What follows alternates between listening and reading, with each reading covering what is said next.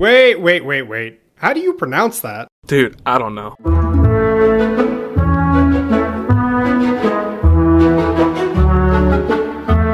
So I want to start off with something that I texted you this morning about. So I was pondering the Palantir because I was thinking about something.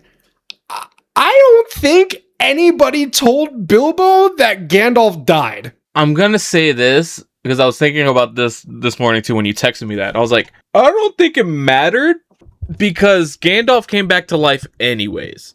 Here's the thing. In the realm of we're gonna split the realms, okay? Okay. In the realm of the movie, that maybe could have been like a week between the two, right? Because the movie is moving very fast. In the realm of the book, it's almost like a month. The book's timeline moves very quick. Like, you don't realize that, oh, it's been like 3 months since this happened. Yeah. So, I mean, for God's sake, from the time that Bilbo left and Frodo went on his journey was 27 years. Here's the thing is we don't really get a point of view of Bilbo.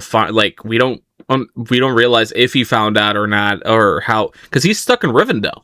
But that's the thing. That is the thing. Like, this entire time, he's thinking, okay, because I had to look this up, and I didn't know this, and I'll get into this in a second. This entire time, he's thinking everything's going fine. Like, he doesn't realize that his oldest friend is dead. Like, imagine if you were just like, Chris stopped talking to me for some reason. Granted, it's a little different. We do have like phones and stuff like that. Yeah. But just like, Chris stopped talking to me. And for like a year, you didn't know I was dead. But that's the thing is that, like, I would have realized you were dead because you showed up at my house dressed in all white.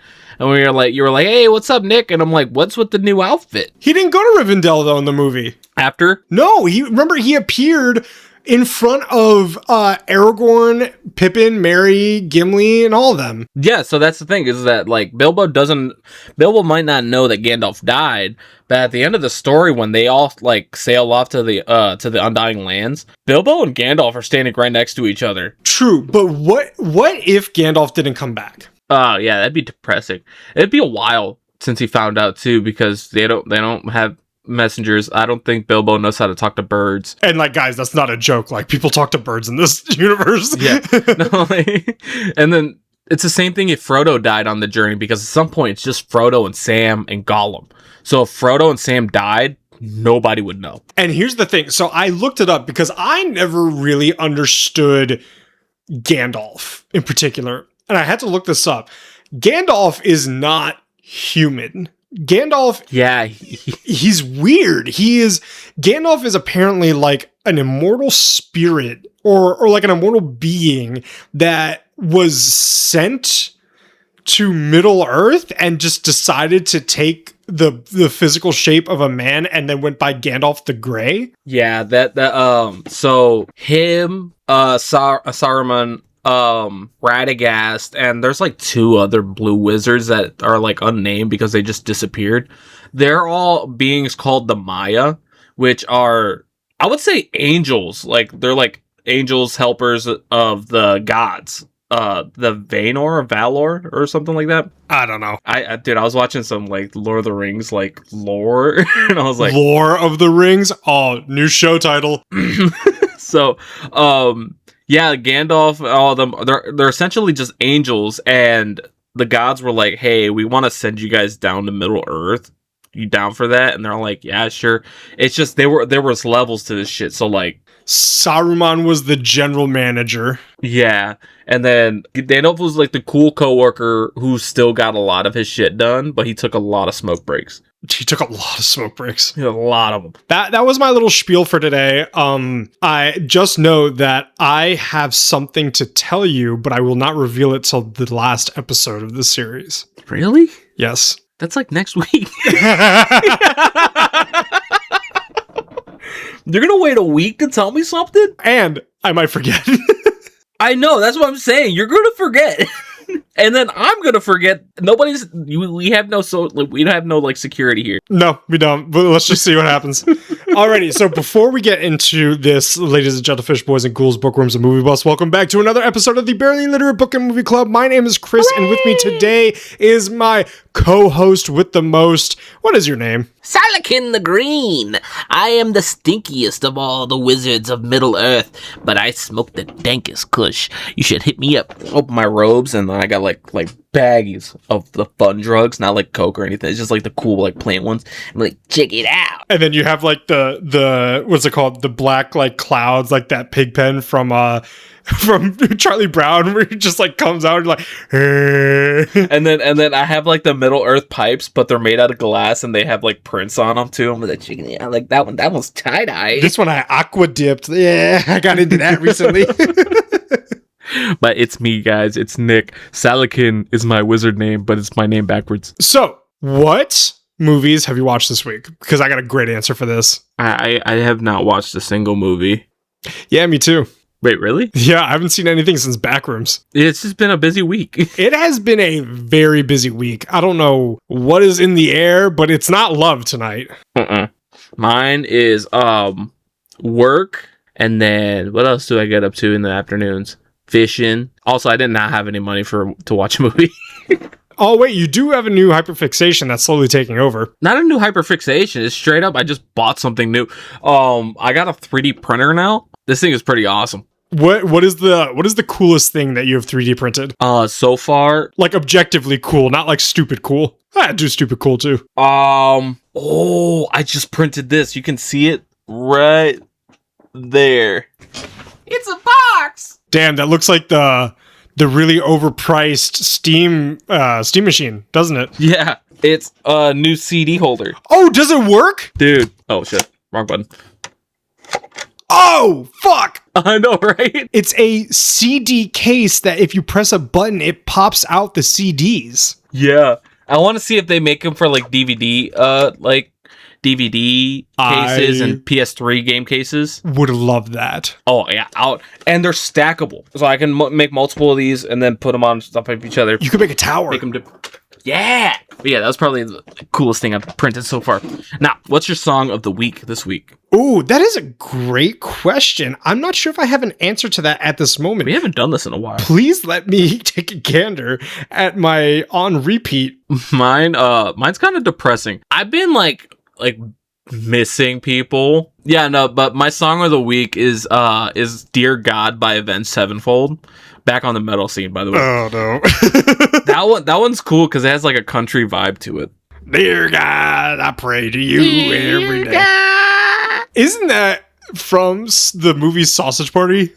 Dear God, we're so divided each and every day for Not the you. same song. I'm trying to think of what my song is. So let me pause for a second and listen to a couple. While you're doing that, I'm going to do some explaining real quick for the structure of Fellowship of the Ring. It's going to be confusing when you see the posts and when we go through the episode, but Fellowship of the Ring is technically 2 books in one. So we finished book 1 with our last episode. This episode is the start of book 2. You're going to be thinking, oh, we started the book over. No, it starts back from chapter 1 and then it goes on from there. Yeah, it is really... I wasn't expecting that. I'm going to be honest with you. Yeah, it's going to be a little awkward. Not really. It doesn't mess up the structure of the book. It doesn't mess up the structure. It's going to be interesting to see what naming convention I do for the episode title. Yeah, no, that's the thing. It's just it's what's logistical nightmare for us when we're trying. Oh yeah, like they threw us that curveball and it completely destroyed our defense. Yeah, because we're like, oh shit, I already started. Like, I already have a template for the posts, and then we also have to like redo the template for our scripts. So. Oh yeah, it's kind of like if we're in the bottom of the 9th, we have all the bases loaded, and we are 3 home runs down, and we're like, okay, all we need is a solid pitch, a home run. We score 4. It's a grand slam, and then Walt Jr. walks up to bat. That's kind of what happened. Walt Jr. for Breaking Bad? Yeah, Flynn. I'm sorry, Flynn. Flynn? Oh, did he change his name? Yes, this dumbest shit. Anywho, so my song of the week, I think I'm gonna go with How Long by Talk. I'm going to send it to you. All right, I'm into it. Hey. Alrighty, without further ado, let's get into, again, Book 2, Chapter 1. Yep. Frodo awakens several days later. groggy but resting comfortably in a warm bed within the sanctuary of Rivendell. Last time on Dragon Ball Z, Frodo and the party got chased by the Black Riders. They got to the bank right before Rivendell, like where they would get to Rivendell. And if you remember the movie, it's like that scene where like all the water just floods in. But different person. But different person? It's Arwen. Oh yeah. It's not what's his name? Elrond. No. Elrond wasn't the guy. It was the one we were making fun of. I can't remember his name. Glorfindel. It was Glorfindel. Glorfindel. Yeah, Glorfindel was riding the horse. Did he do that? He did, because fucking Gandalf, man. Okay, I got a little bone to pick with Gandalf. I know we started this episode kind of like being sad that he died and all that, but these 6 chapters really brings to light that Gandalf is such a fucking magical Chad that it's like, what are you talking about? Just sit and wait for this shit.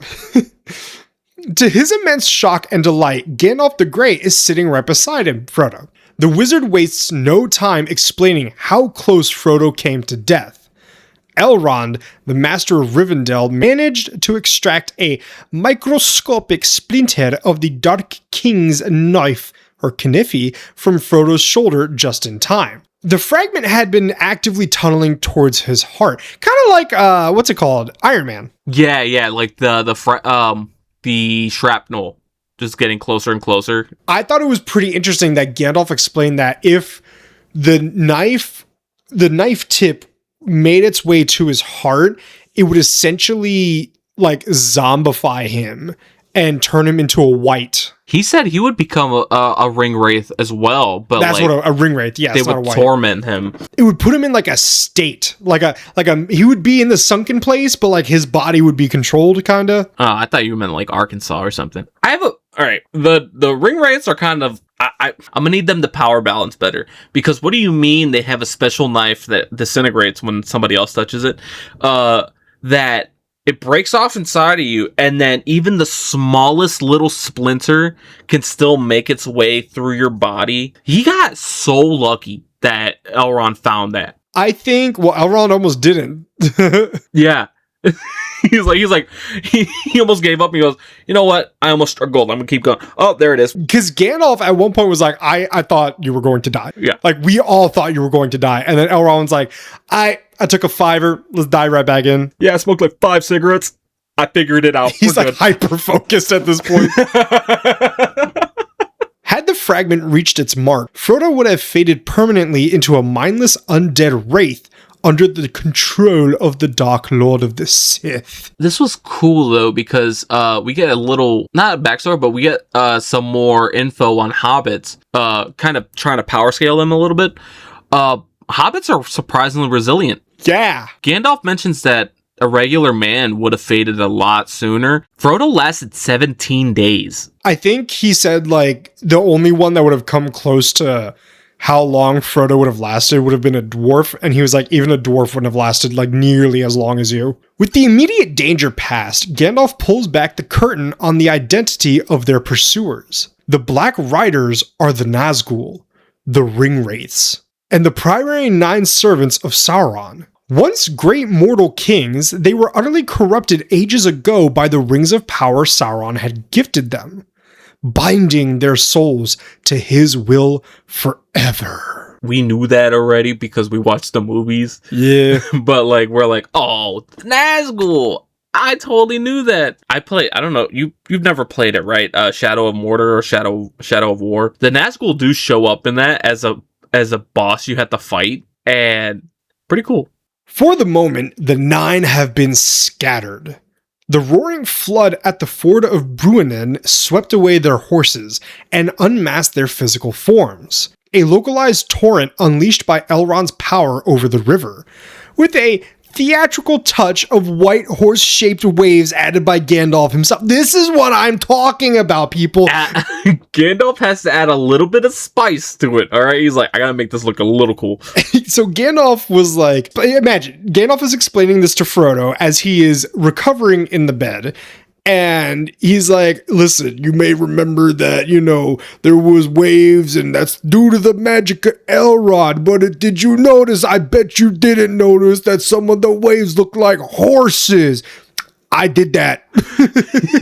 I read that. I read it as because Gandalf is telling him about what happened, and Frodo's like, "Oh yeah, I remember because the flood like washed away the Nazgul." And I think I remember seeing white horses, and Gandalf was like, "Yeah, that was me. I was glad you noticed that." So I decided to add in the horses after he made the code, and then it's the small details that matter. See, what happened was after the server was done, I went back into my own back door and I added some extra lines of code, and it made it cool. The UI is fucked now, but hey, this is where we're at. Yeah, like every other team member was like, "No, that's not a good idea." But I went in after them without telling them, and then everybody was like, "That's their favorite part," and I was like, "That's me." And then now they want to hop on the bandwagon, like, "Oh, so cool." If you happen to type in /XTP, the computer will explode. That's a little other something that I decided to add. I don't know how to get rid of it, but the problem is if I do get rid of it, it no longer works. So it's staying in. For all you people who don't code, this is legitimately what coding is like. Yeah, I remember when I was doing my boot camp and we had this project. I put so much work into the UI and UX, and then no functionality to it. Nope, no So functionality. when they were grading it, they were like, "Dude, this looks really cool, but it does not work." And I'm like, "Yeah, but it looked really cool, didn't it?" Fully recovered, Frodo joins his companions for a spectacular feast at Elrond's table. The Grand Hall is a place of pure enchantment, where Frodo catches his first glimpse of Elrond's breathtakingly beautiful daughter, Arwen Evenstar. That's her last name? I think so. I just know, like, Frodo looked at her and he was like, "Damn, she's hot." What do you think a feast at Elrond's house is like? I don't think her name is Arwen Evenstar. I think her name is Arwen Undomiel, or just Evenstar. A feast at Elrond. I don't know why I always picture elves as really annoying vegans. See, I was imagining the feast would be like going to an Amish buffet. Like a good Amish buffet? Yeah, like solid mac and cheese and biscuits. I somehow wonder if, like, we got a group of people together and we all made the same dish, if you could tell who made what. Mine would be too salty. That's kind of my signature move. I'm going to give everybody hypertension. Mine would have a lot of olive oil. A lot of olive oil, yeah. But, like, what's worse? Too much olive oil or too much salt? I think we know the real answer to this. Yeah, so I wouldn't mind too much olive oil. That's true. At the table, Frodo is seated next to Gloin, one of the legendary dwarves who accompanied Bilbo on his original quest to the Lonely Mountain. If you remember from our first ever series... Exactly a year ago. Flashback! Gloin eagerly fills the hobbit's ears with tales of the dwarven kingdoms, bridging the gap between past adventures and the present crisis. Following the feast, the company gathers in the magnificent Hall of Fire for an evening of music and storytelling. The Hall of Fire. The Hall of Fire. Goddamn, Tolkien did not need to write 5 pages of music in this chapter. I skipped it. I don't know about you. I skipped that shit. I read the first few bars and I was like, cool. It's hard to read, and sometimes it's in Elvish, and I don't even know how to read Elvish. Okay? Listen, I did not study for this.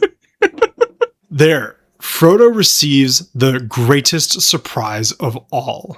Bilbo Baggins himself is living in the valley with the elves. Yep, seems about right. He was trying to aura farm too, because he's sitting like leaned up against the pillar. He's like smoking his pipe. He's got his hood up. He was acting like Strider in the tavern.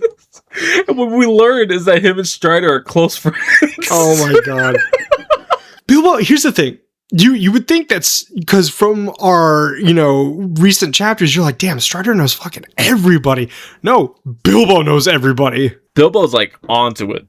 And he calls Strider the Dunedain. Yeah, because that's like another name for Strider. Yeah, it's like so Bilbo's like, oh, the Dunedain, and Frodo's like, Strider, and Bilbo's like, why'd you call him Strider? He's the Dunedain. And what the hell's a Strider, man? and Frodo's like, why do you call him Dunedain? And then Bilbo goes, no, it's the Dunedain. All right, get it right. It's my boy. The two reunited hobbits retreat to a quiet corner to speak for hours. This is us. Yeah. We just talk. And it's like, we're not even talking like deep shit. It's just nonsensical bullshit. Yeah, so I shitted kind of weird last night, and I don't know how to go about it. Tell me the consistency, stench, and color. Okay, let me tell you all of them, and I want you to let me know afterwards if I should go get it checked out. You just like pull out a Ziploc bag. I'm like, okay. So check this out, feel it out, it's still warm, don't worry about that. I put some air holes so it could breathe. God, we're fucking disgusting, man. What is wrong with us? The warmth of the reunion hits a chilling snag, however, when Bilbo casually asks to catch a glimpse of his old ring. It's kind of like that scene in Van Helsing where Jackie was like, and my ring. Remember that? Yeah. God, it's a fucking great movie. Frodo hesitates, a sudden flash of possessive malice warping his perception. For a terrifying second, his beloved uncle looks at him like a strange, withered, grasping creature. Bilbo catches the look of hesitation, instantly recognizing the ring's dark pull, and softly apologizes. So this is kind of like, I feel like this is kind of the opposite of what happened in the movie. Because in the movie, Bilbo was like, ah! And, the greatest jump scare of the century. Yeah, and here, it's Frodo who's kind of being a little gremlin. Or they're both kind of being gremlins. I don't think it was one or the other. I do think there was a little bit of both. As the night winds down, the ethereal elven melodies lull Frodo into a deep, peaceful sleep. He awakens to the comforting sound of Bilbo singing a song of his own making, and the two retire to Bilbo's private quarters to chat late into the night. Think of it as like one long ass song. It's like the longest song ever. It was written by Avenged Sevenfold. But think of it as like you and your buddy are having a sleepover. It's midnight. No, it's like 2 a.m. You just got done finishing a round of COD Zombies and you're laying in the darkness. And then he does the, hey, are you asleep yet? Nah. What do you think it'll be like when we grow up? Yeah. I don't know. Hey, did you see Stacy last week? She was really pretty. Man, Mrs. G is a fucking bitch. But they're both full-grown hobbits. One's elderly. Yeah. Finally, a fiercely protective Sam steps in, insisting that Frodo get some sleep, because tomorrow brings the fateful Council of Elrond. Okay, listen. I need to say something about Samwise here. Me too. You go first, because I feel like I've been griping this entire time. Gay. Sam needs to chill. Oh. Also gay. Because when he first saw Frodo and he was like really excited, he was like awake. He grabbed Frodo's hand, turns around, and then he like blushes. Oh, yeah! We forgot about this. Okay, is this old-timey text talk? Is this like old-timiness? Because this is like... There's some undertones, man. There's not even some undertones here. These are tones. These are These are the tones of lore. Legitimately, like... They're gay! But they're gay! No, Sam has a full-blown crush on Frodo. But like, he keeps... Isn't Frodo his elder? I'm not saying... Wait, here, hold on. I'm not saying you can't have a couple, one older or the other, blah, blah, blah, but I'm just saying, like, in the realm of what the Shire is like, I would say the Shire, it's free balling, people are doing whatever they like, but it seems to be, conservative-ish in just the way that things are done. So I'm just like, one, it's his employer. Yeah. Two, he is calling him his master. There is power play here going. A sub-dom routine happening. I don't know what's going on behind closed Hobbit doors.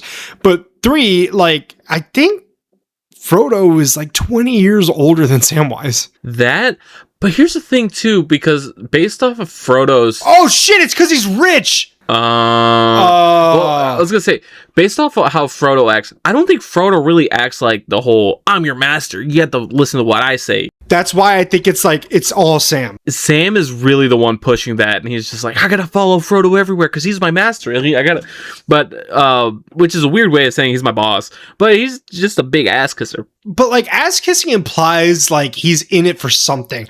I truly don't think he's in it for anything. Yeah. But that's the other thing is, I need Sam to chill out because he is so helicoptery. Yeah. If he continues to do this, his kid is going to grow up as a drug addict and like play with dead animals. Yeah. No, I'm just like, Sam, you got to play it cool. You know, you're going to scare him away. Alrighty. Chapter 2. Book 2, Chapter 2. Read by me, your boy, Salic in the Green. The next morning, Gandalf summons Frodo and Bilbo to the great open-air patio, where a massive council has gathered. Representatives from every corner of Middle-earth has arrived, each seeking Elrond's wisdom regarding dark omens in their own lands. This is something we did not see. No, we did it. We more saw the Fellowship just itself, the core group, hanging out. Gloin wasn't there. No, Gloin was there. Gloin was there, yeah. I remember there was an elder elf, dwarf there. But it wasn't as many characters as was actually here. Yeah, we kind of just saw like they came because they were called, not like they arrived for a specific reason. Right. Gloin speaks first for the dwarves, sharing an agonizing silence from the ancient mines of Moria. Balin, who led an expedition to reclaim the underground kingdom years ago, has gone completely dark. Worse still, an emissary from Mordor recently arrived at the Lonely Mountains, offering new rings of power in exchange for information regarding a certain Baggins. Interesting. So he can continue to make rings of power. Yeah. What I'm understanding from the lore is that Sauron learned how to make the rings from dwarves, like just the art of making rings, but he knew himself how to put power into them. So I guess he can always just make more rings. If you really wanted to. So why is he freaking out about this ring? I don't know. To put context to these threats, Elrond unrolls the vast, tragic tapestry of the Second Age. He recounts the forging of the Rings of Power by ancient elven smiths, and how Sauron created the One Ring to covertly control them all. Elrond speaks of the last alliance of men and elves, and the cataclysmic battle where King Isildur hacked the ring. No. Okay. Isildur. No, it's Isildur. No, it's not. Look it up. Everybody pronounces it Isildur. It's in the movie, Isildur. Look it up. I want pronunciations right now. We did this last week. Do it again. My fucking God. How to pronounce... How do you spell? Isildur. Isildur is pronounced like... Wait, how do you read phonetic? It's pronounced IH-SIL-DUR or Isildur. Sorry.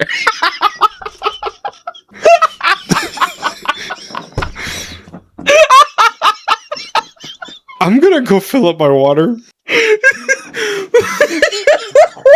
You can continue reading. Elrond speaks of the last alliance of men and elves, the cataclysmic battle where King Isildur hacked a ring from the Dark Lord's hand, and Isildur's ultimate betrayal and death when the ring abandoned him to drown in the Anduin River. In the centuries since, the kingdoms of men declined, allowing Sauron's forces to slip back into Mordor completely unchecked. At this point, Boromir, a proud and heavily armored warrior from Gondor's capital of Minas Tirith, takes the floor. He describes a massive surging tide of orcs that has recently dealt crushing blows to Gondor's borders.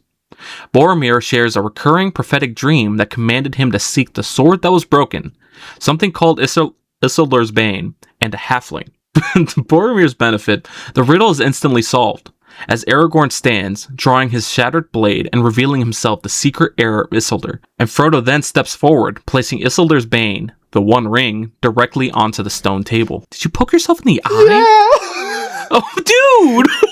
Why? I went to do the tea, okay? Ow! Okay, so a peek behind the curtain. When we record, we do hand signals when we want to say something and it's a tease so that like at the end of that segment they know that like we want to talk. So I did this. I went T and I went at the same time and just stabbed myself in the fucking eye. It's almost as bad as the time where I was playing 8-ball pool in school on the computer and I accidentally got the black 8-ball in the pocket when I was still playing and I lost and I went fuck and I punched myself in the eye. I did something very similar and it ended up in me having chipped teeth. Anywho, so what I wanted to say is, so in this in the book universe, Aragorn just carries a broken sword. Yeah. There's nothing useful about that. In the movie, it's on the pedestal. Yeah, it's just hanging out in Rivendell. But I guess here he just carries around the shattered sword, which is in to their credit in this universe, it is broken in two halves, I guess. In the cinematic universe. In the cinematic universe, it's shattered. Yeah. Yeah, I kind of dig him carrying around the broken sword because he's always carrying around his destiny. His granddaddy's failure as a man. Yes. Cool little side note though, back to Shadows of War and Shadow of Mordor. The main character does one of his weapons. He has a regular longsword and then he has another longsword that's broken. It's it's kind of a shank kind of thing. Do you think it's a callback? Yeah, I think it's a callback. Nice. As the council reels, Frodo and Bilbo recount their pieces of the story. Gandalf then takes the floor to detail how he verified the ring's identity. Years ago, the White Council discovered Sauron was rebuilding his strength in Mirkwood. But Saruman the White, the head of Gandalf's wizard order, arrogantly downplayed the danger until it was too late. Thank you, Christopher Lee. Oh, we got a request from Toggle to talk about this. Specifically the behind the scenes of when Peter Jackson asked Christopher Lee to scream when he was being killed in in Return of the King. Christopher Lee apparently was just like, do you know what it sounds like when a man is stabbed? In the back, I think. Yeah, in the back. He does not scream. How do you do Christopher Lee? He does not scream. Oh, that's pretty good. A man does not scream when he is stabbed. The breath is driven forcefully out of the body, resulting in a quiet gasp or a sigh. I know this because I killed Nazis. And a little fun fact on that, too. Because Peter Jackson put that shit into the extended cut, Christopher Lee was pissed about that because he's like, hey, why was my death scene taken out of the movie, the theatrical cut? And that kind of severed their relationship. Did that really? Yeah, because Peter Jackson decided not to put it into the final, the theater cut. Hunting for clues, Gandalf searched fruitlessly for Gollum before writing south to the archives of Minas Tirith, where he discovered Isildur's own written account describing the ring's fiery elven script. Aragorn chimes in, revealing he did eventually hunt down Gollum, confirming the creature was tortured in Mordor and leaked the words Shire and Baggins.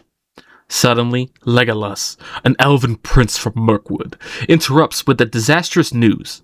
An army of orcs recently raided their prisons and Gollum has escaped. I always forget that Legolas is a wood elf, and these are high elves. Yeah, which is weird because, when I think wood elf, I don't think blonde. No, but yes and no, because in the movie, they're all brunettes. Mm-hmm. But then Elrond is a brunette too, and he's kind of he's a half elf. Elrond's a half elf? I think one of his titles is Elrond the Half Elven. Yes, Elrond is considered a half elven. However, this is more of a title for those with mixed ancestry rather than an exact 50-50. So he's not a pure blood elf. Then Gandalf drops the ultimate betrayal.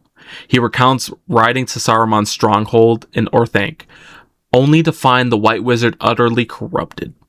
Saruman demanded Gandalf join him in an alliance with Mordor, or help him seize the ring for himself.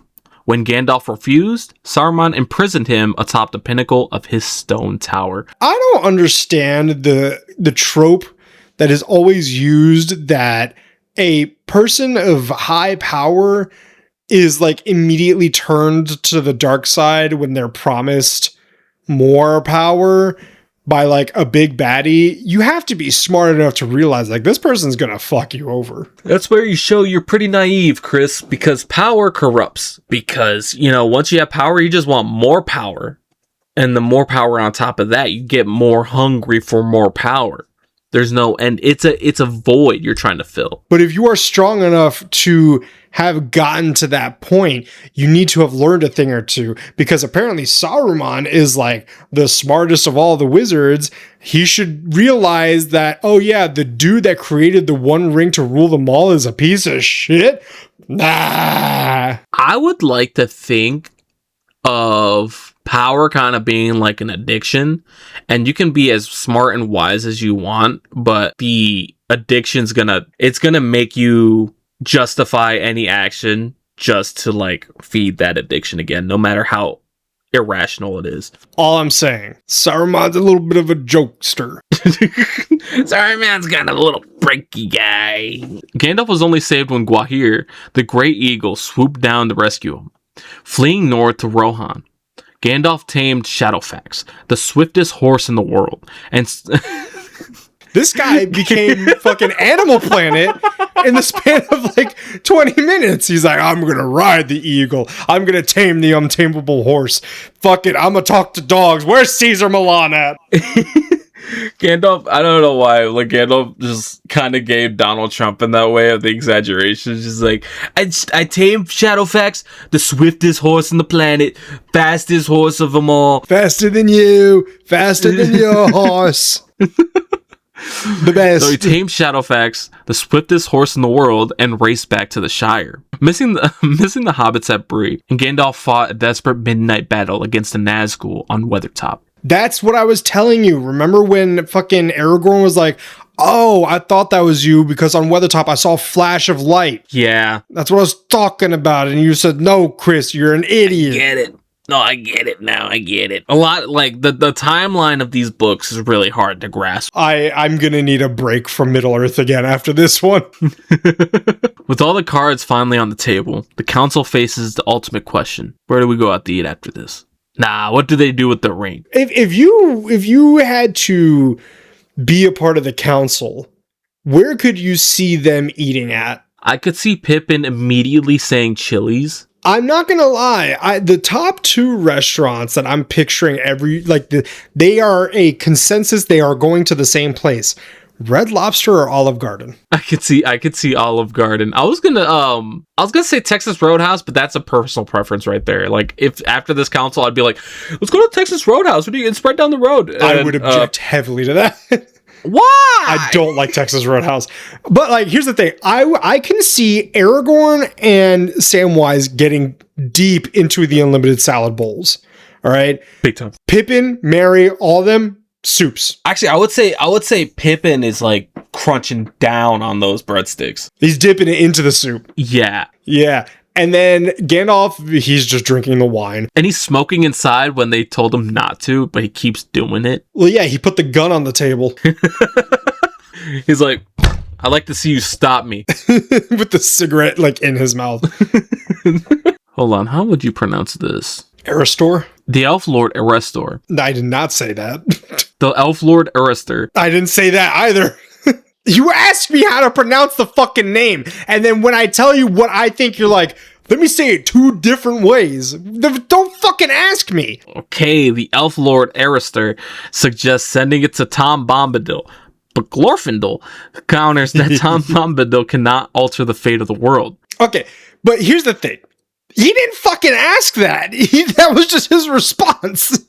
Yeah. Glorfindel just was like, yeah, no, Bombadil can't do that. Yeah. He can't alter the fate of the world. I understand that. But that's not what we talked about here. Eventually, Sauron would overwhelm him too. Boromir brashly suggests that Gondor should wield the ring as a weapon to destroy the Dark Lord. Not a fan of Boromir right now, by the way. I mean, I don't think anybody is a massive fan of Boromir. Yeah, I'm just like, all right, guys, shut up. You just got here. Exactly. He's like, hey, give me the ring. Gandalf and Elrond immediately crush the idea. Because the ring is fused with Sauron's own essence, it is irrevocably evil. Anyone attempting to use it for good would inevitably inevitably become a tyrant just as terrible as Sauron himself. Inevitably is a hard word to say sometimes, okay? Inevitably. Inevitably. Gloin asks if the elves can use their own 3 rings to fight back, but Elrond reveals a tragic catch. If the One Ring is destroyed, the power of the Elven rings will instantly fail, causing Rivendell and Lothlorien to fade into memory.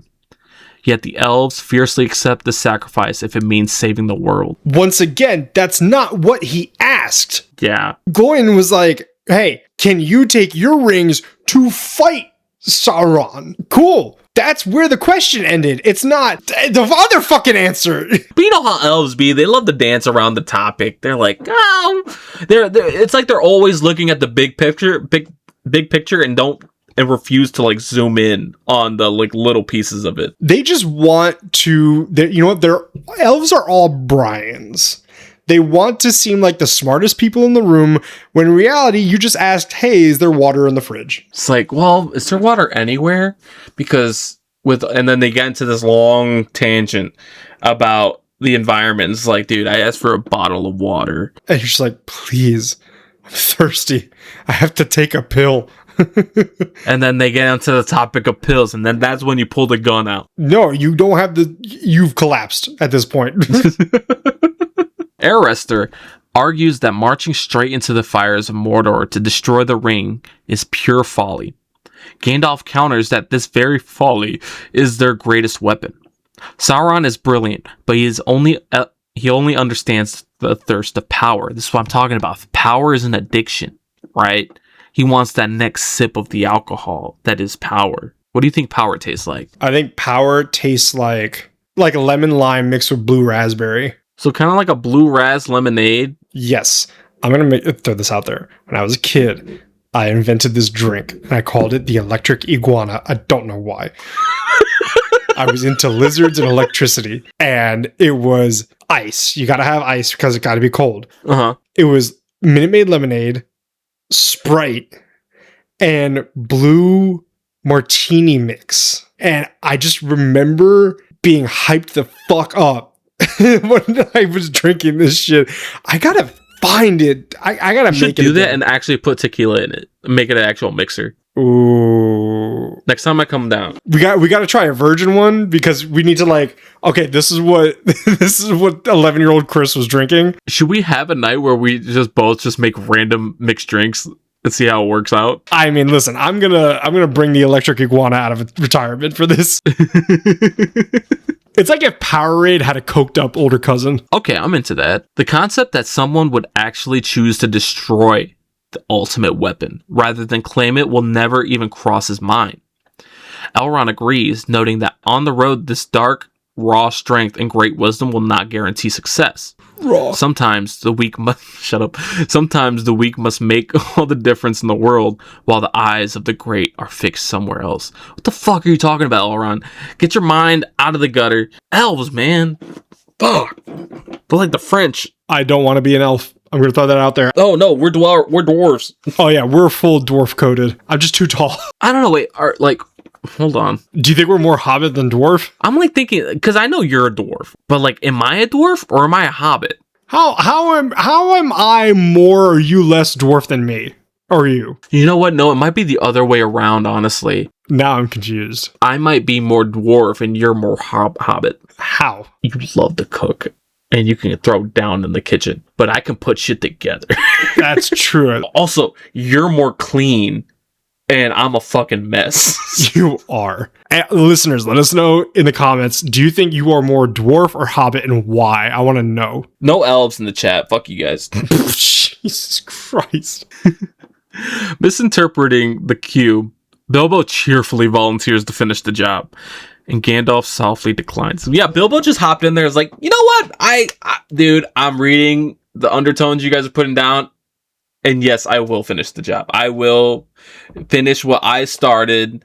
I'm like, dude, you just found the ring. That's all you did. You didn't make it. He goes, yeah, but still, I'll do it. I want to go on another adventure, please. A heavy, suffocating silence drops over the council as the true weight of the quest settles in. Moving against his own fear, Frodo feels an obligation to speak. He stands before the great lords of Middle-earth and declares, I will take the ring, though I do not want... Wait. I will take the ring, though I do not know the way. Cut. Dude, you had one line. Oh, god damn it. All right, let me try it again. And action. I will take the ring, though I do not know the way. Cut. No, what are you doing? Do what you did in the audition. No, but see, he's a little guy, so I'm thinking squeaky voice. We brought you on to read the line, no improvising. Just come on, fucking day players. All right, action. I will take the ring. Cut. Oh my god. No. What? Where do you find these people? Dude, I just applied on LinkedIn. I don't know. Oh my god. Somebody get me the kid with the blue eyes, please. No, wait, no, not the guy with the blue. Come on, you want to be inclusive, right?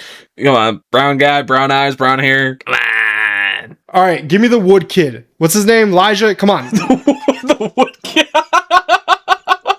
And thus, cinematic history was born. Elrond looks at the young hobbit with deep reverence, validating that the burden is meant for him alone. Suddenly, Samwise bursts out from a hidden corner where he had been eavesdropping, fiercely demanding that he not be left behind. He gets crazy FOMO. Samwise needs to stop listening in. This is like the third time he's been dropping eaves, sir. And it's like getting him into these situations. Yeah. And then and then Elrond smiles and he's like, all right, if you want to go, you might die, but well, who am I to stop a gardener? Alrighty, chapter 3. Elrond wastes no time launching a massive reconnaissance effort, sending his swift scouts to scour the wilderness and track the movements of the enemy. While the scouts are away, the hobbits quietly bide their time in the valley. By the way, the time between the end of the council and them leaving, I think is like a month, right? Probably. They spent a good amount of time in Rivendell just chilling. They spent so much time in Rivendell that Elrond was like, chill, dude. Like, you're not going to be leaving for a little bit. Or I think it was Gandalf that might have said that. Either one, they were just like, you don't have to freak out for a second. Just hang out. You have time. Bilbo enlists Frodo's help to finish his memoirs, eagerly passing the torch so Frodo can begin the next volume detailing his own historic quest. Oh yeah, Bilbo's kind of hyped about writing a sequel. Oh yeah, but I'm like, dude, finish the first one. I'll finish the first one while you're gone, but when you get back, that sequel's gonna go crazy. Yo! To match the symbolic force of the Nine Ring race, Elrond formally establishes a group of 9 companions, the Fellowship of the Ring. I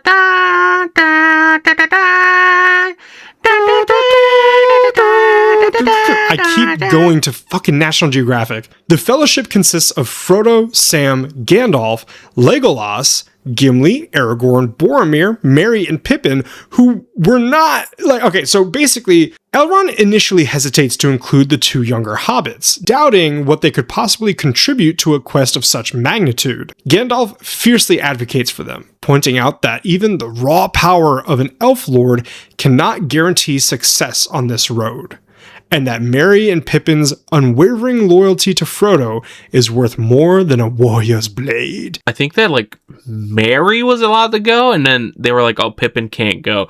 And Pippin was like, dude, if you don't let me go, you're gonna have to lock me up because I'm gonna go anyways. Elrond was going to, I think, maybe send his sons, but they were busy, I would send my sons, but they're out busy doing their scouting and blah, blah, all that stuff. Who do we get? It's like, bro, the balance of the world is at stake right now. I think your sons can come back from scouting to join this party because we need all the help we could get. Exactly. And then these 2 Oompa Loompas come up here and they're like, pick me. Smoking weed.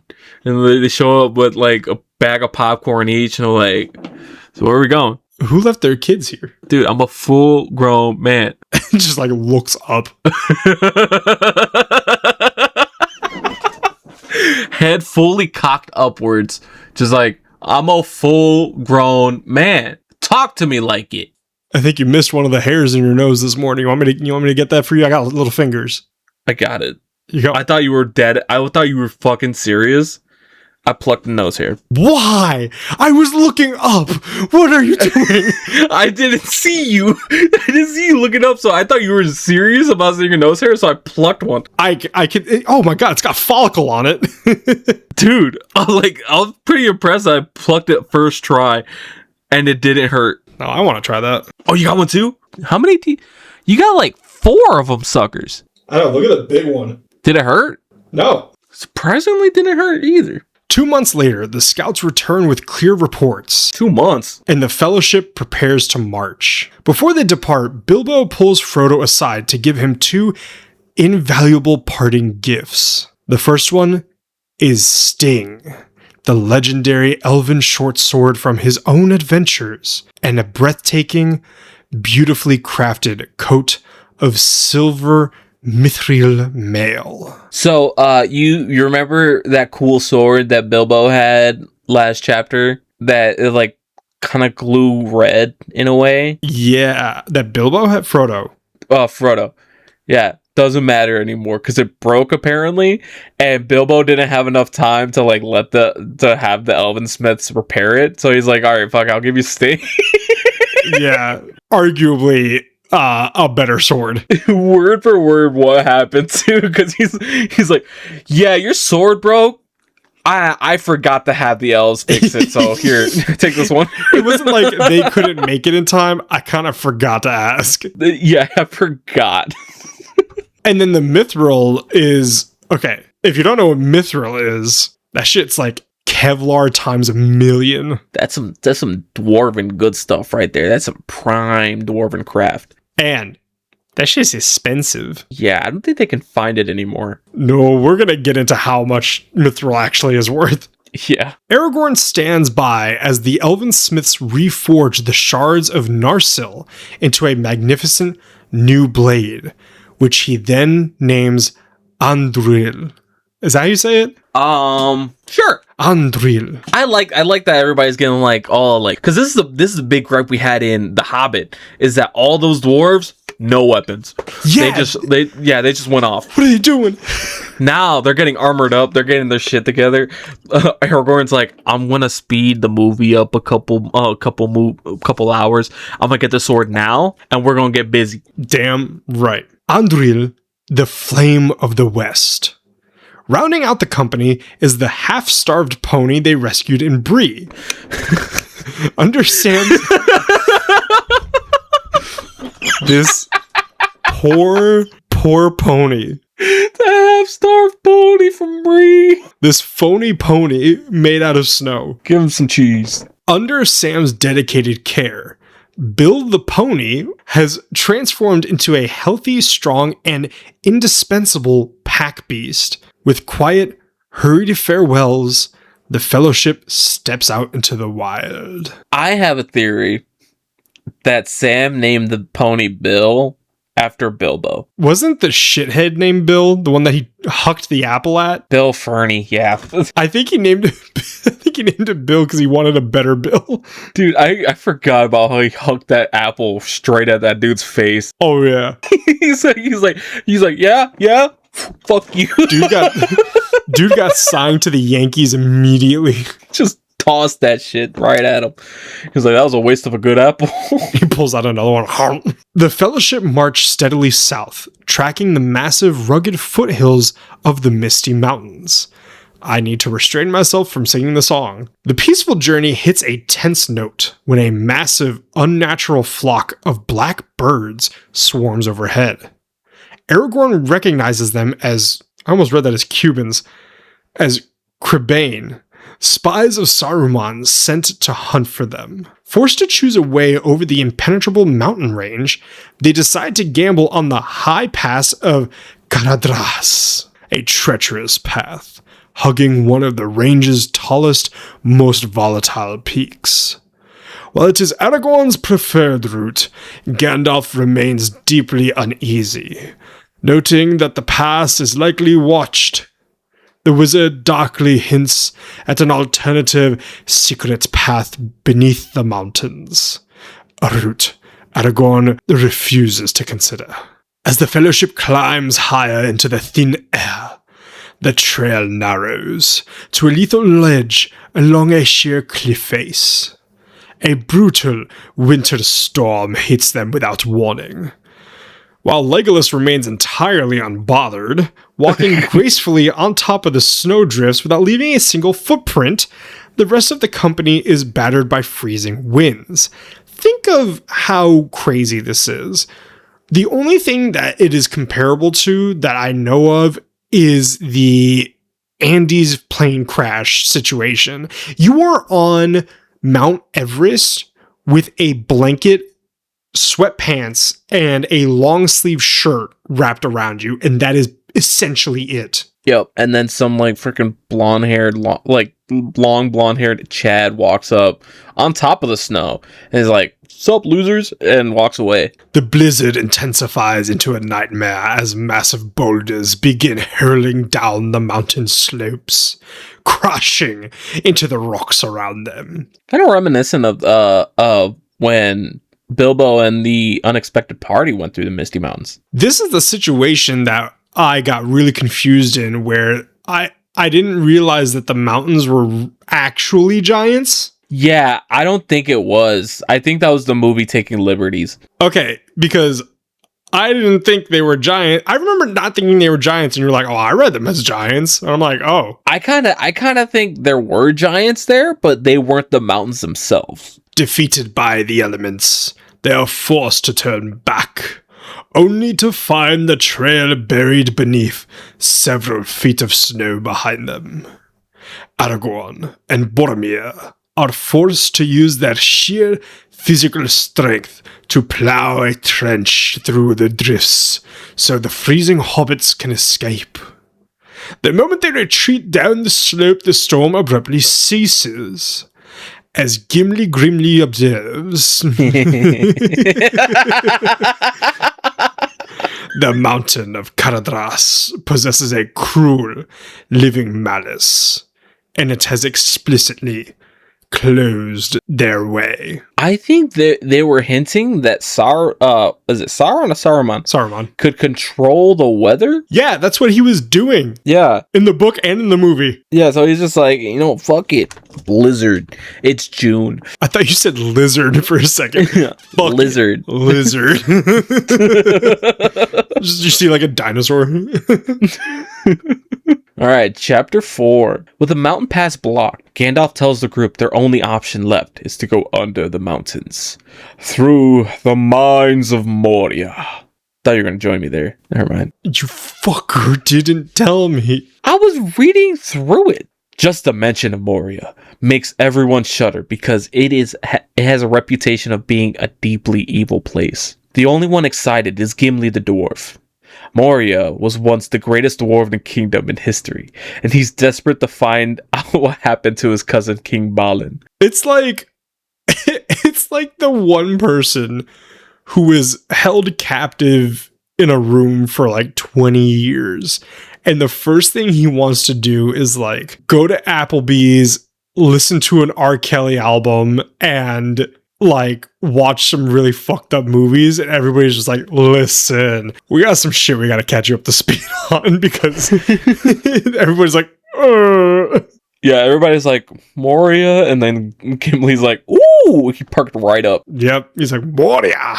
Aragorn drops a creepy warning, telling Gandalf that he specifically needs to be careful inside these mines. Didn't Aragorn tell Gandalf that's like the last time I went to Moria, he was like, I couldn't wait to leave, and I will tell you this right now, if we go to Moria, we will not leave. Like, we will not escape Moria. Before they can even debate it, a pack of wild, monstrous wolves ambushes them in the dark.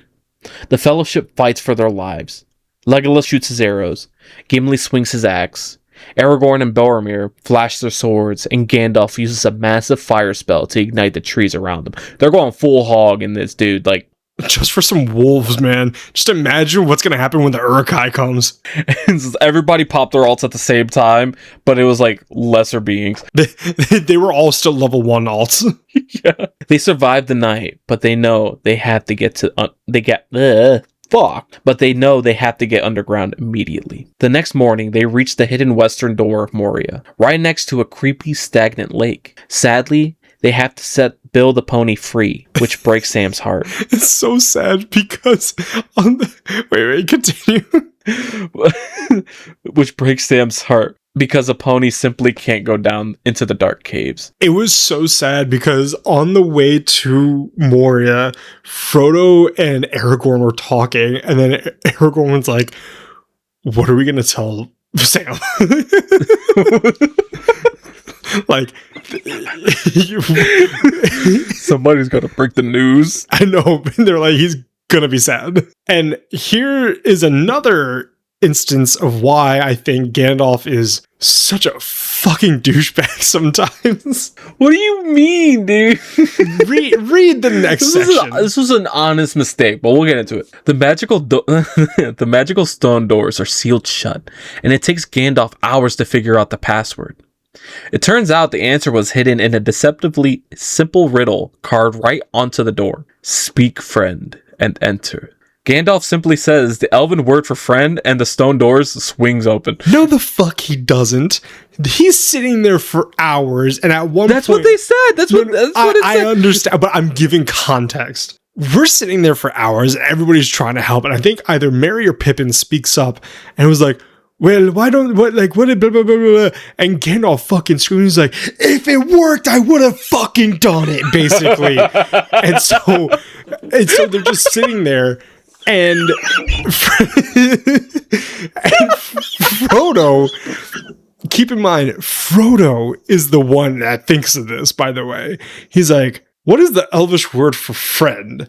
And then again, I think Gandalf says something snarky and then says friend, and he goes, oh, it was just a mistranslation. They meant to say this. And I go, no, you old fuck. You were wrong. Okay? Listen, when I read it, I thought it was hilarious because he's just like, oh, melon. It's so annoying, man. It's like talking to your parents and they just don't say that they are wrong. Yeah, it's like Gandalf was really thinking about it because I think they camped out and everything too. And Gandalf like hit his pipe and he goes, oh, I got it. Son of a bitch. Fuck you, Gandalf. But just as they step inside, a terrifying monster. Don't spoil it. A terrifying monster with giant tentacles lunges out of the lake, grabs Frodo by the ankle, and tries to drag him into the water. The team hacks at the tentacles and drags Frodo inside just in time. The monster slams the massive stone doors shut behind them, piling heavy boulders and ripped up trees against the outside. That big octopus was like, you're not getting out. There's no turning back now. And they're trapped in Moria. Inside, the caves are a massive, confusing maze. Gandalf leads the way, using magic to light the path as they walk past bottomless pits. The flesh pits. Shut up. Sorry, I got Mortal Kombat on the mind. As they march, Frodo swears he can hear strange, quiet pitter-patter sound behind them, like stealthy footsteps tracking them from the shadows. This is Gollum, right? This is Gollum, okay. 100%. Yeah. It's gotta be. The entire time I was like, this is fucking Gollum. Eventually, they hit a three-way fork in the tunnels that completely stumps Gandalf. They decide to camp for the night in a side room while the wizard thinks it over. While exploring, Pippin stupidly drops a pebble down a seemingly bottomless pit. A few seconds later, a creepy rhythmic drumming sound echoes from the deep. Pippin gets a massive scolding from Gandalf for waking up whatever was down there. Yeah, because in the movie, it was an accident kind of thing. You should, like, push some silverware down this well. It was a pail. Yeah, a pail, whatever. But here, he purposely got a pebble. He goes, I wonder how deep this is. Dropped it, and then, and then it happened to... Gandalf's like, what the fuck was that? Fucking dumbass took. Gandalf hates Pippin. Pippin deserves it. Yeah, no, Pippin's a fucking idiot, dude. The next morning, Gandalf picks a path, and it pays off. They emerge into an absolutely breathtaking, gigantic underground hall with massive pillars and gleaming stone walls. As they rest, Gandalf mentions that the dwarves used to mine a priceless magical metal here called mithril. He notes that Bilbo actually owned a sherd of mithril mail that was worth more than the entire Shire put together. Entire Shire. But Frodo, like, heard this, he was like, "Yee." Because what Gandalf was saying was like, oh yeah, gold, gems, diamonds, the Arkenstone does not pale in comparison to finding mithril. Like he stated that if Bilbo knew the actual price of the mithril chainmail that he got, it was worth like hundreds of times more than all of the treasures he got from his time fighting Smaug. And Frodo wearing the shirt under his, because Bilbo gave it to him in secret. He wore underneath his clothes. So Frodo is sitting there wearing the armor. He's like, I have a house payment on. I'm not going to tell anybody about this. Nope. Classic Bilbo move. When morning comes, actual sunlight filters in through high cracks in the mountain. This is, while we're playing Mines of Moria, Return to Moria, we see this. We see it through like reflecting gems. Yeah, that's kind of how I would interpret that too. They follow the light into a large, quiet square chamber. In the center of the room sits a single massive block of stone, carved with ancient runes. It is a tomb. Gimli falls to his knees and covers his face in mourning as Gandalf reads the inscription aloud. Here lies Balin, Lord of Moria. That's the fucking Power Rangers. That is the Green Ranger flute shit. I cannot get this theme right. Alrighty. Chapter 5. Are you eating seaweed chips?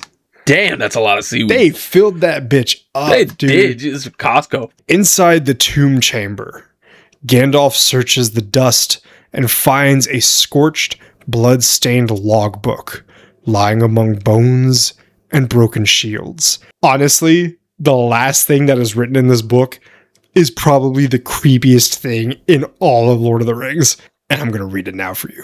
It is the final diary of the dwarves.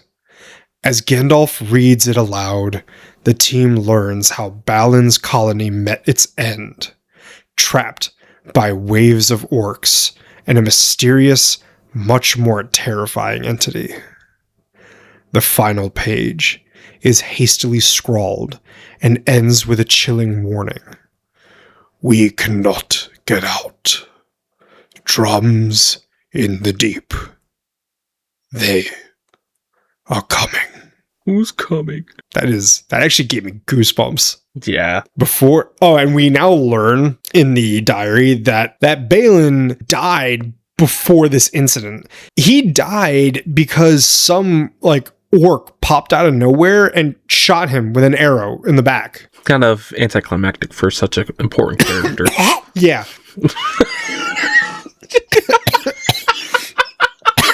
I choked on my own spit.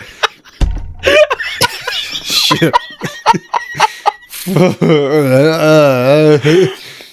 Oh my god. I almost met Balin there. Before the team can even process the horror, God, it is actually scary. The room begins to vibrate. Not that vibrate.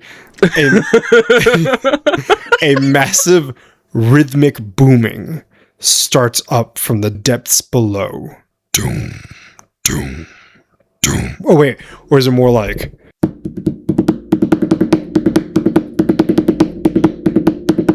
No, it needs to be slower, right? Yeah.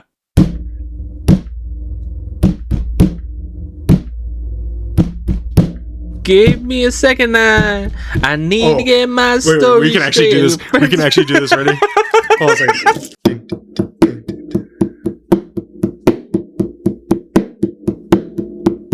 give me a second. I need to get my story straight. My friends are in the bathroom, getting higher than the Empire State. My lover, she is waiting for me. Just across the bar, I see something sunglasses. I skim by the sky, and I know I gave it to you months ago. I know you're trying to forget. In between the drinks and the setup things and the hoes and my apologies, I'm trying hard to take it back. So by the time the bar closes and you feel like falling down, I'll carry you home. Tonight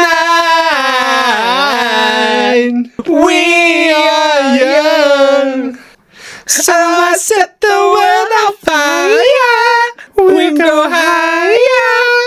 I don't know the second part. I don't know that last part. The world was simpler when fun was around. A massive rhythmic booming starts up from the depths below, followed by the sound of hundreds of running feet. The Fellowship slams shut the heavy wooden doors and bars them, just as a horde of orcs and a colossal, brutish cave troll attack. The troll forces its massive foot through the gap in the door, but Frodo lunges forward and drives Sting right into its flesh. The monster howls.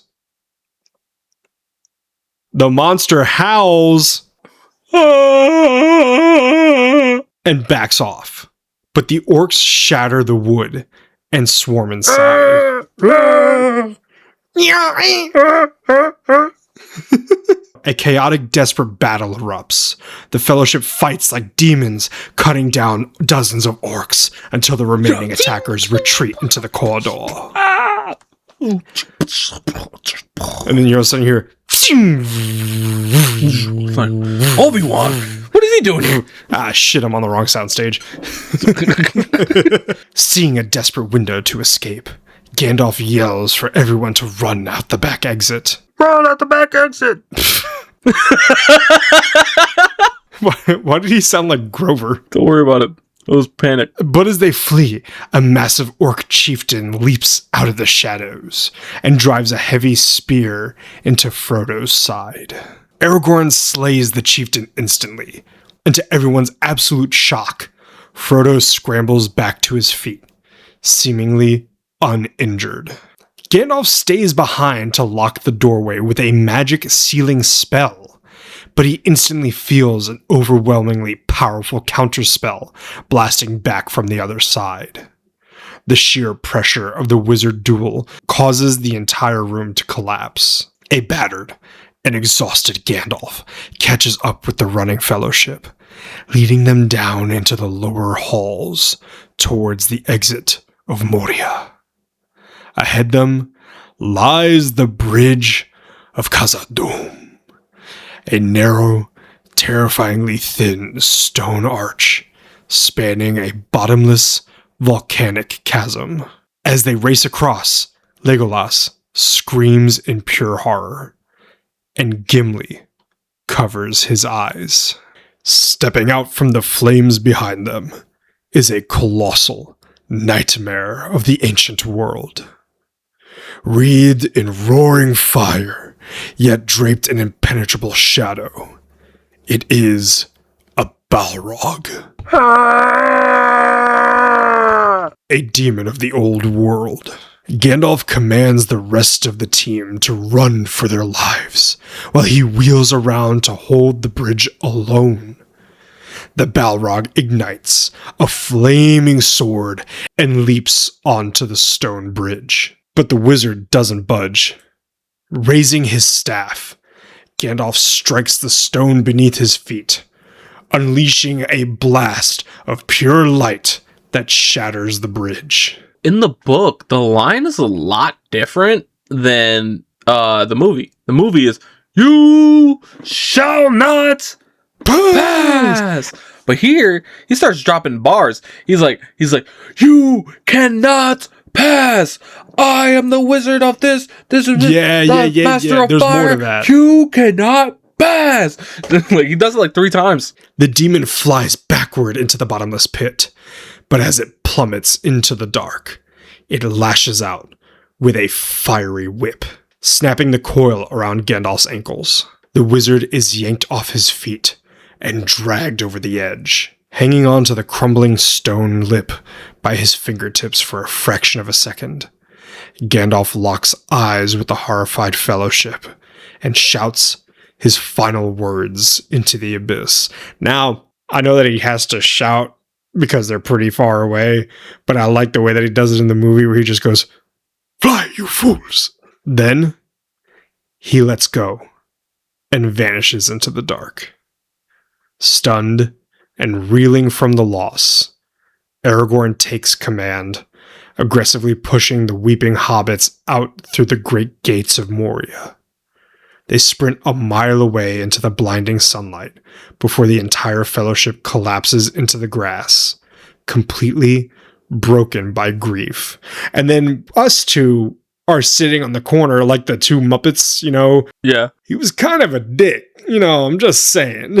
Dude, just imagine how they might feel right now. First, their friend just died in front of them, right?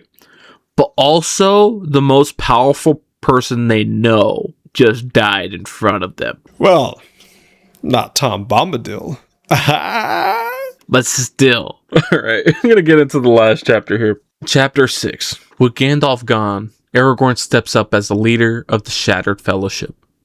Even though everyone is completely heartbroken, the ranger pushes them to keep moving away from the mountains and toward the legendary, protected elven forest called Lothlorien. When they stop briefly to treat Frodo's injuries, Aragorn is absolutely stunned to find Bilbo's hidden mithril coat. It was both Frodo and Sam, because Sam got hurt during the fight and he was actually hurt. He got cut on the head and he said it was like he was bleeding a lot, but it wasn't like a deep cut. So he packed it with the leftover leaves. The leaves he has? Yeah. And then Aragorn was like, "Oh, Frodo, I completely forgot about you. You got stabbed, but you're fine. That's crazy." And then he's like, "Come on, let's see it." And then so he's trying to like pry Frodo, right? And not so subtly goes, "Man, normally that would kill even a man, but you survived."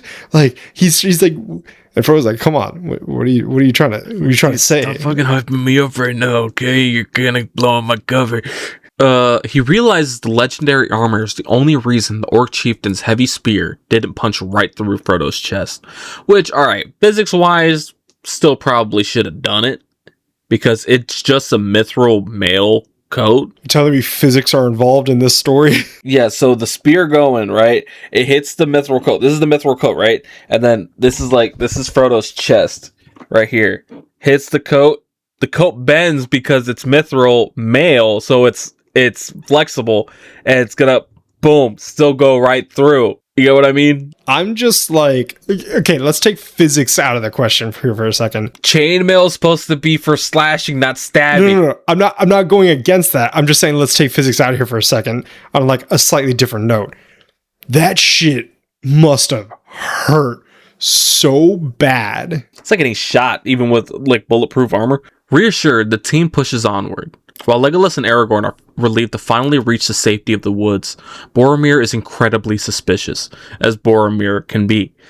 Among the kingdom's men, the forest of Lorien is surrounded by dark, superstitious rumors. As they enter the woods at nightfall, Legolas explains that the forest's troubles began long ago, when the dwarves accidentally woke up the ancient demon in Moria. Gimli immediately snaps at the insult to his people. But before the fight can break out, a group of elven guards drops down from the canopy. Luckily, their leader, Haldir, recognizes Legolas as a fellow elf and has already heard whispers about Frodo's quest. So Haldir recognizes this is the stupidest shit ever. He goes, luckily, their leader, Haldir, recognizes Legolas as a fellow elf. No fucking shit. He's a prince. Thank God that I was able to catch that you're an elf. Not that you're the tallest dude in the party with pointed ears and is blonde. Like the long blonde hair and ageless skin. Yeah.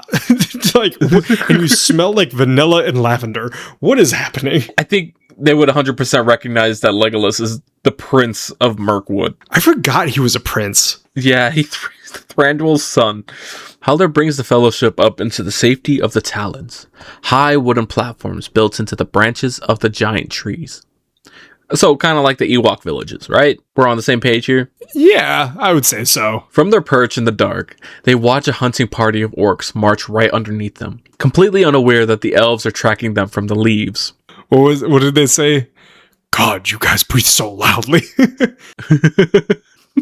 I think they were specifically talking to Merry and Pippin there too. No, I think he was talking to Gimli. I could see it being like a canonical stereotype that all dwarves are mouth breathers. But the orcs aren't the only ones out there. Frodo spots a second, much stranger creature. A small, crouching shape with two glowing pale eyes. I wonder who that could be. Spying on them from the bushes before it slips away into the night. The next morning, the team journeys deeper into the heart of the forest until they reach a river crossing. I wonder if Gandalf did a fucking magical spell on this. You think it's turtles this time? What a douche. Like before he fell down and Khazad Dûm, he's like, hey, look out in the lore, I put turtles in there. It's one of those paintings where you gotta stare at it for a second and then it'll just come out at you. Yeah, but he's screaming this while on the way down. Turtles! Here the elves drop a strict rule. Gimli the dwarf must be blindfolded so he can't see the secret paths.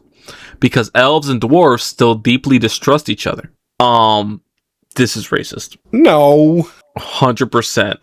Gimli's like, I'm not blindfolding myself. He's like the only dwarf. He's like, I'm not blindfolding. Are you fucking crazy? And then everybody else is like, you know what? We'll blindfold ourselves too. And then Legolas is like, fuck you. No, I'm not. I'm the Prince Elf. You're like, dude, come on. Rep one for the team. No, it's dwarvist. Gimli absolutely refuses, and the argument gets so heated that swords are almost drawn. No, straight up, Gimli pulled his axe out. Yeah, Gimli was like, you bitch. I will cut you! I will fucking sever your head from your body. Thinking fast, Aragorn de-escalates the situation by demanding that everyone in the Fellowship be blindfolded, even Legolas. Gimli respects the compromise, and the entire team is led blindly into the secret heart of the woods. Eventually, word arrives from Galadriel, the powerful elven queen, that the Fellowship is trustworthy and the blindfolds can come off. When their eyes adjust, the Fellowship find themselves standing in a forest that feels like it belongs to a completely different world. The trees and flowers are impossibly beautiful. I thought you were going to say imported. The trees and flowers are imported from Brazil and glowing with otherworldly greens and golds. They have arrived at Seren Amroth, a sacred hill covered in a double ring of ancient trees. Aragorn whispers that this place is the heart of elfendom on Middle-earth. You're really struggling tonight. I'm not struggling as much as I usually do. No, but it's noticeable. No, shut up.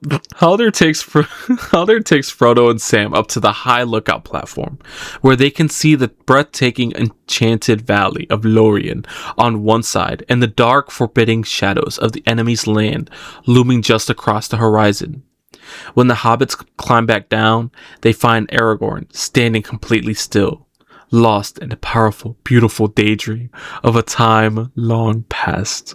He's daydreaming about his lady Arwen.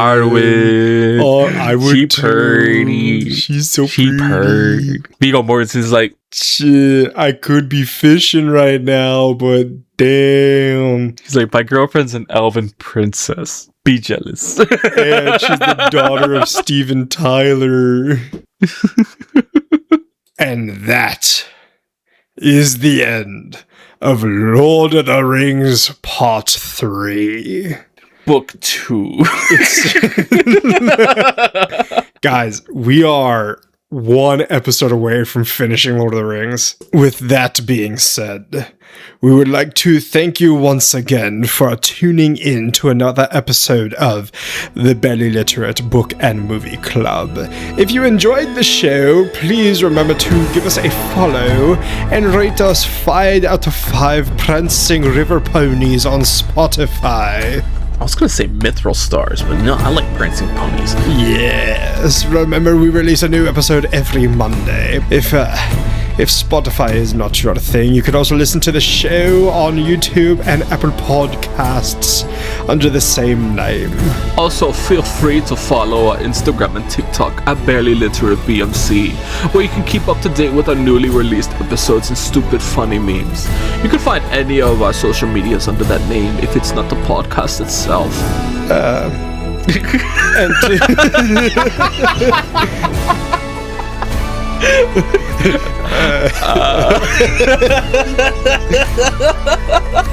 You can also find all of our social links down in the episode description, as well as our Instagram, our Twitch channels, and especially our really dope website that I spent a lot of time working on. Please take a look at it, it's kind of cool. And finally, this is a demand. Oh shit. We would love to hear your recommendations on books to read, movies to watch, and spooky tales to tell around the campfire.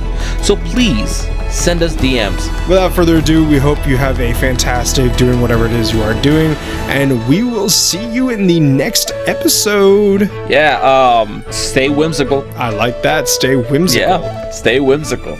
All right, love you guys. Don't deplete your mana. Bye. Bye.